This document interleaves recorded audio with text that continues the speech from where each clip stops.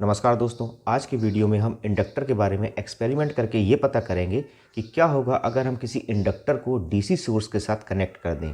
तो जैसा कि आपको स्क्रीन पे दिख रहा है, ये एक चोक कॉइल है। चोक कॉइल पुरानी ट्यूबलाइटों में यूज़ हुआ करती थी और ये एक इंडक्टर ही है। इस इंडक्टर को मैंने 9 वोल्ट की बैटरी के साथ सीरीज़ में कनेक्ट कर रखा है और साथ में ये 3 एलईडी दिख रही हैं। अब मैं वायर को कनेक्ट करता हूँ और देखते हैं क्या होता है। देखिए, वायर कनेक्ट होने पर ये 3 एलईडी ग्लो कर रही हैं। मैं ये चेक करूंगा कि ये इंडक्टर क्या किसी तरह का रेजिस्टेंस ऑफर कर रहा है, इसका मतलब या इसके अक्रॉस किसी तरह का वोल्टेज ड्रॉप हो रहा है कि नहीं। तो आइए मल्टीमीटर से चेक करते हैं कि इंडक्टर के अक्रॉस कुछ वोल्टेज ड्रॉप हो रहा है कि नहीं। क्योंकि हम जानते हैं कि इंडक्टर डीसी के केस में किसी तरह का कोई रेजिस्टेंस ऑफर नहीं करता, मतलब इंडक्टर के अक्रॉस कोई वोल्टेज ड्रॉप नहीं होता। या फिर हम यूँ कहें कि इंडक्टर डीसी के लिए एक शॉर्ट सर्किट का काम करता है। फिर भी हम मल्टीमीटर से चेक करके देखते हैं कि ऐसा होता है कि नहीं होता। तो ये देखिए, ये वोल्टमीटर आपके सामने है। मैं इंडक्टर अक्रॉस इसकी ये पिन लगा रहा हूँ। देखिए, थोड़ा सा वोल्टेज ड्रॉप हो रहा है क्योंकि इंडक्टर में काफ़ी सारा कॉपर वायर यूज़ हुआ है और थोड़ा बहुत रेजिस्टेंस आ गया है। तो हमने चेक किया कि इंडक्टर के अक्रॉस लगभग ना के बराबर वोल्टेज ड्रॉप हो रहा है और हमारी एलईडी बढ़िया से जल रही है। तो ये था एक्सपेरिमेंट जब हमने इंडक्टर को डीसी सोर्स के साथ कनेक्ट किया। तो दोस्तों, कहानी यहाँ ख़त्म नहीं हुई। अभी कहानी में एक ट्विस्ट और है, और वो ट्विस्ट क्या है मैं आपको दिखाता हूँ। सबसे पहले मैं वायर को डिस्कनेक्ट करता हूँ। अब देखिए दोस्तों, ये 220 वोल्ट का बल्ब है और इस 220 वोल्ट पे ऑपरेट होने वाले बल्ब को मैं इंडक्टर के अक्रॉस कनेक्ट करता हूँ। तो इस तरह से मैंने इस बल्ब को इंडक्टर के पैरेलल कनेक्ट कर दिया। इसे हम लोड रेजिस्टेंस भी कह सकते हैं। अब देखते हैं क्या होता है जैसे ही मैं वायर टच करता हूँ। देखिए, जैसे मैं वायर को टच कर रहा हूँ कोई चेंज नहीं आ रहा है, लेकिन जैसे ही मैं वायर को हटा रहा हूँ ये बल्ब ग्लो कर रहा है। हर बार जब मैं वायर को हटाता हूँ बल्ब ग्लो करता है। तो आखिर कैसे ये 9 वोल्ट की बैटरी से 220 वोल्ट का बल्ब जल पा रहा है, या फिर हम ये कहें कि इंडक्टर ने यहाँ अब किस तरह का काम किया है कि ये 220 वोल्ट के बल्ब को जला पा रहा है। तो इंडक्टर को डिटेल में पढ़ने के लिए आइए थोड़ा सा और स्टडी करते हैं। तो ये हमारा सर्किट जो कि हमने तैयार कर रखा था। यहाँ पर मैंने बैटरी लगाई थी, ये रेजिस्टेंस की जगह 3 एलईडी और यहाँ चोक कॉइल। अब सबसे पहले हम ये ध्यान देंगे कि इंडक्टर के अक्रॉस वोल्टेज तभी डेवलप होता है जब करंट चेंज हो रहा हो। V L equal to L into D I upon D T. D I upon D T का मतलब है करंट का चेंज होना। इसी वजह से इंडक्टर डीसी के केस में किसी तरह का वोल्टेज ड्रॉप नहीं करता है और केवल एक शॉर्ट सर्किट की तरह काम करता है।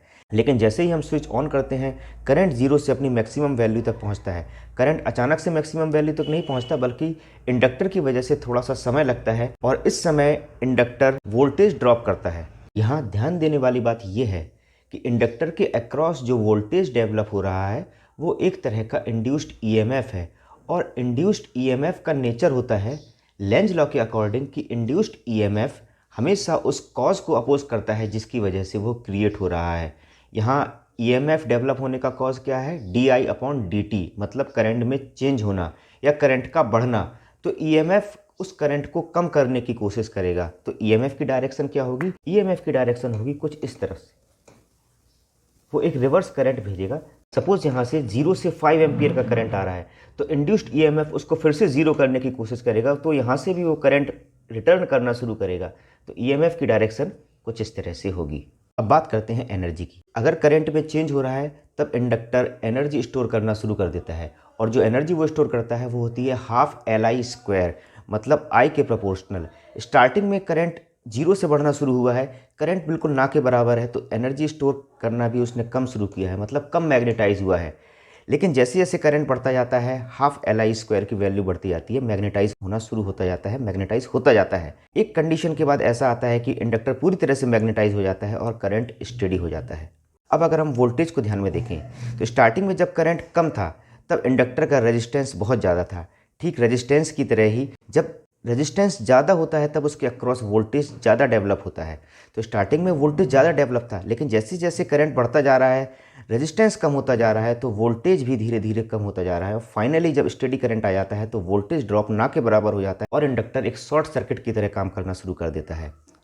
अब बात करते हैं क्या होगा जब हम स्विच को ओपन करें। तो जैसे ही स्विच ओपन किया जाता है इंडक्टर के अंदर जो एनर्जी स्टोर है हाफ एल आई स्क्वायर, तुरंत से ये एनर्जी इलेक्ट्रिसिटी में कन्वर्ट होती है और इंडक्टर को करंट भेजना शुरू कर देती है।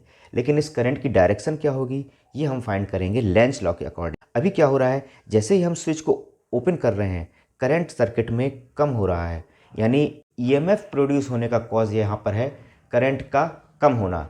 तो इस ईएमएफ की डायरेक्शन होगी कि इंडक्टर उस डायरेक्शन में करंट भेजना शुरू करेगा कि वो उस करंट को बढ़ा पाए। तो इंडक्टर बैटरी की तरफ करंट भेजना शुरू कर देगा, क्योंकि करंट अब कम हो रहा है तो इंडक्टर इस करंट को और बढ़ाएगा, तो बैटरी की तरफ करंट भेजना शुरू करेगा। लेकिन ये काम इंडक्टर बड़ी सडनली करता है, अचानक से करता है।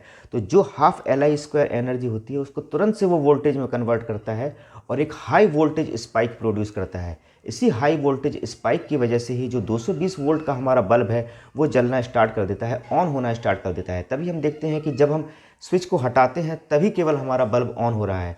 अब एक और तरीका इंडक्टर को समझने का, वो है di/dt। जैसा कि हम जानते हैं कि इंडक्टर के अक्रॉस जो वोल्टेज होता है वो होता है L × di/dt। यहाँ अगर हम di/dt को ध्यान में दें तो हम इस ग्राफ में देख रहे हैं जैसे स्टार्टिंग में करंट तेजी से बढ़ रहा है, लेकिन जैसे जैसे करंट बढ़ता जा रहा है di/dt कम होता जा रहा है। जो स्लोप जो हमारी है वो पहले स्टीपर थी और धीरे धीरे डाउन होती जा रही है। अब इसे मान लीजिए स्टार्टिंग में इंडक्टर भूखा है, जैसे कोई इंसान भूखा होता है, तो शुरुआत में उसके खाना खाने की स्पीड तेज़ होगी, लेकिन जैसे जैसे पेट भरता जाएगा खाना खाने की स्पीड कम होती जाएगी। फाइनली di/dt 0 हो जाएगा, मतलब जैसे पेट भर गया है तो खाना खाना इंसान ने बंद कर दिया है। इस तरह से हम इंडक्टर को समझ सकते हैं।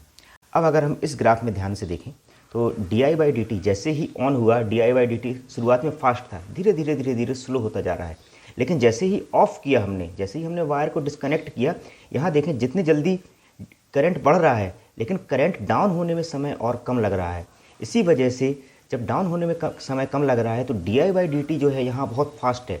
दूसरी तरफ जैसे ही हमने वायर को डिस्कनेक्ट किया था तब हम देख रहे थे कि हमारा 220 वोल्ट का बल्ब जल रहा था, मतलब एक हाई वोल्टेज स्पाइक हमको देखने को मिल रहा था। वो इसलिए होता है कि यहाँ जो di/dt है वो काफ़ी ज़्यादा हो जाता है। और VL = L di/dt के फॉर्मूले से हम देखेंगे जब जब भी di/dt ज़्यादा होगा वोल्टेज हाई होगा। तो दोस्तों, इंडक्टर पे बेस्ड ये वीडियो उम्मीद करता हूँ आपको पसंद आया होगा। वीडियो आपको इन्फॉर्मेटिव लगा हो तो वीडियो को लाइक करें, चैनल को सब्सक्राइब करें। धन्यवाद।